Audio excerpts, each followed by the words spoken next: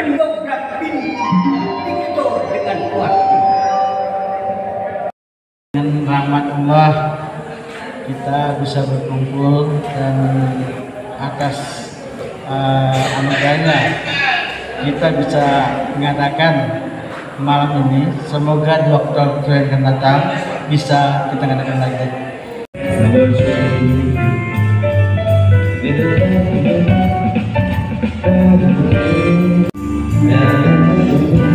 Pakar di sini orangnya baik hati, ya. Silakan teman-teman. Program kita di tahun 2024 ini dalam penyusunan. Ya, kemarin kita sudah mengundang beberapa teman-teman yang ada di sini ikut, itu menyusun program kegiatan untuk tahun 2024. Berdasarkan kemarin kami itu ya, dari 17 subsektor itu hanya 4 ya. Memang begini, kalau mau pertama itu workshop dulu, karena ada hal-hal tertentu yang jangan kita langgar begitu, walaupun ada seni kreasi kita workshopkan dulu dengan ahlinya kan. Nanti mau pertunjukan bisa, misalnya mau pakai yang 1 hari 1 malam kayak kemarin di Gor Sempaja dibuatkan. Saya pikir di Kalimantan Timur sebagai calon penyangga IKN harusnya kita harus punya figur yang memang sudah ya kiranya teman-teman Samarinda perlulah ada yang sudah sampai tahap sertifikasi. Memang ruang-ruang seperti ini yang kita harapkan, yang kita tunggu-tunggu selama ini Pak. Apalagi memang sejak masa pandemi kemarin nihil, hampir tidak ada pertemuan-pertemuan seperti ini yang membahas entah itu diskusi, keluh kesah, sharing, atau hal-hal apa yang mungkin kita capai ke depannya. Jadi di-create menjadi ekonomis, mendapatkan hasil, tidak hanya hobi yang menghabiskan uang. Ya Pak, maaf sebelumnya saya Fikri Hasan Rozak, mahasiswa ilmu psikologi Unmul Pak. Nah, jadi kebetulan saya mau tanya nih Pak, beberapa bulan terakhir saya ada coba main ke komunitas-komunitas kesenian kuda lumping yang ada di Samarinda. Nah, kebetulan kalau kita lihat kan kesenian kuda lumping ini bukan kesenian asli Kalimantan Timur gitu Pak. Cuman kalau di Kalimantan Timur sendiri jumlahnya itu cukup banyak gitu Pak. Nah, ada diskusi dari teman-teman di seniman-seniman jalanan itu mencoba berpikir melihat potensi kalau di pariwisata sekarang ini, khususnya di ekonomi kreatif, ada subsektor seni pertunjukan. Untuk seni pertunjukan paling banyak sudah 36 sertifikat kelompok golongan yang bisa disertifikasi. Soundman, lighting, penata rias, sutradara, penulis, sineas, segala macam itu ada 36. Dan pada waktu itu pernah kita diadakan sosialisasi di Samarinda oleh dari Kemendikbud.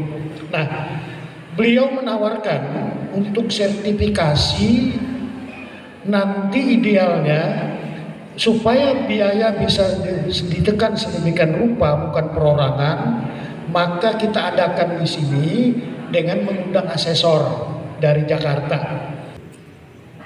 Selain penyanyi juga ada pembuat relief Mas ya? Betul. Saya melihat sendiri bahwa untuk ke Solo itu Pak Iwan tentu saja dibantu oleh tangan kanan beliau, Bapak Awang Kholik, gitu kan. Kami memanggilnya Awang Encik AKJ, ya kan. Dinas Pariwisata itu melibatkan kelompok seni tradisi Hudo, lalu melibatkan teman-teman teater melalui Teater Matahari, juga melibatkan FIB dari Unmul, dan seterusnya.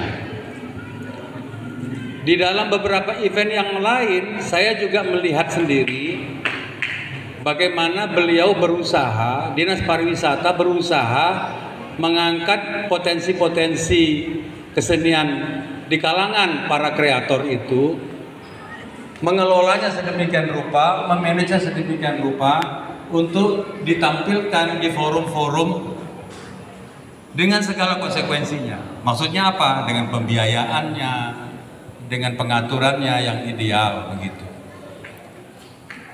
Ini terbilang langka, teman-teman. Saya dan Pak Hamdani mengikuti perkembangan kesenian di Kalimantan Timur itu belum lama memang. Baru sekitar 40 tahunan. Tetapi apa yang dilakukan oleh Dinas Pariwisata ini saya anggap bolehlah yang dianggap sebagai komentar dari seorang jurnalis. Karena saya mengikuti perkembangan kesenian itu kan sudah lama dan itu saya implementasikan di dalam profesi saya sebagai wartawan. Artinya begini, selama ini kan kayak katak dalam tempurung ini teman-teman. Artinya kalau kelompok teater itu mereka sibuk dengan teaternya, tari sibuk dengan tarinya. Bisa nggak kira-kira misalnya 1 bulan sekali atau 2 bulan sekali pariwisata memfasilitasi atau mewadahi teman-teman semuanya, teman-teman yang di kesenian secara umum itu melakukan diskusi. Nah ini nanti hasil-hasil diskusi ini bisa kita bawa kemana misalnya. Nah, proses-proses kolaborasi inilah yang sebenarnya mungkin kita bisa lihat dulu gitu, dari bagaimana komunitas-komunitas ini ada dulu, siapa-siapa saja. Nah disitulah yang menurut saya Bapak-bapak juga bisa mewadahi ruang-ruang itu anak muda untuk berkreasi yang bisa dibilang karena era kolaborasi kita ini semakin maju, kalau bisa dikatakan seni media baru gitu ya. Baik, terima kasih Pak Ahmad Herwansyah selaku Kepala Dinas Pariwisata Provinsi Kalimantan Timur, kemudian Pak Hamdani, Pak Sabril Tehanur, Mas Payet. Dengan berakhirnya dari Pak Iwan tadi, kita diharapkan juga tetap berada di sini. Saya kembalikan nanti Pak Hamdani dibantu untuk notulen ya, untuk laporan kita supaya ini ada follow up-nya. Wabillahi taufiq wal hidayah. Assalamualaikum warahmatullahi wabarakatuh. Kita kembalikan ke Ozi.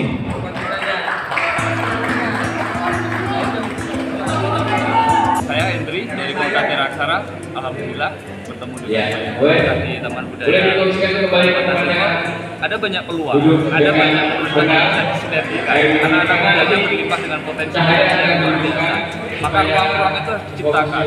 Orang-orang harus memberikan kesempatan, terutama pada senior-senior, tokoh-tokoh yang sudah lebih dahulu merintis. Saatnya memberi ruang kepada anak-anak muda untuk diberi kesempatan.